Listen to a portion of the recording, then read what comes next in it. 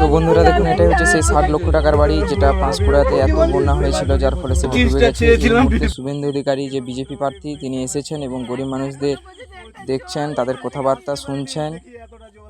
আমরা এখানে যেতে পারিনি, ঠিক আছে, তবুও আমরা আমাদের এক দাদার কাছ থেকে ভিডিওটি নিয়েছি, তাই দয়া করে কপিরাইট কেউ মারবেন না। আমাদের এই কষ্টের চ্যানেলটিকে তুলতে সাহায্য করুন।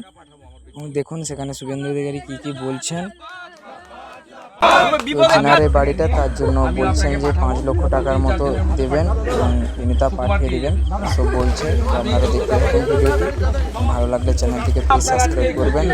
আর ওই ভিডিও পাওয়ার জন্য একদম পরিষ্কার নেই, আমরা কোনো পয়সা দেবো না। একটু পরিষ্কার নেই। যদি এই বাঁধটা পরিষ্কার, বাঁধটা যদি পরিষ্কার থাকতো আমরা অনেক ভোগ না জুড়ে। হ্যাঁ পান্ডেজি, দাদা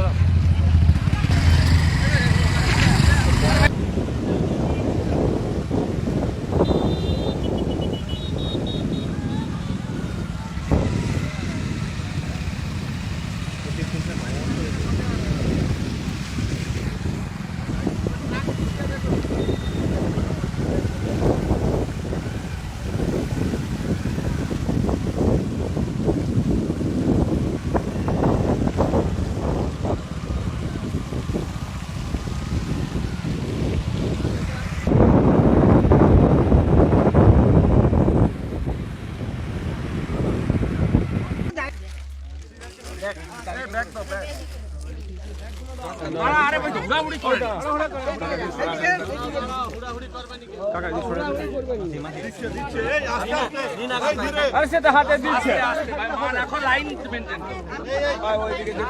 বসে যাও না কাকা, বসে যাও, বসে যাও। হ্যাঁ ঠিক আছে, লাইন মেনটেন করো, সবাই পাবে।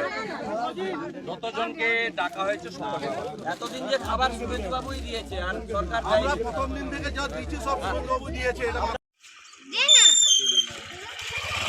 দে না, একটু এই বল চলছি, কি করব।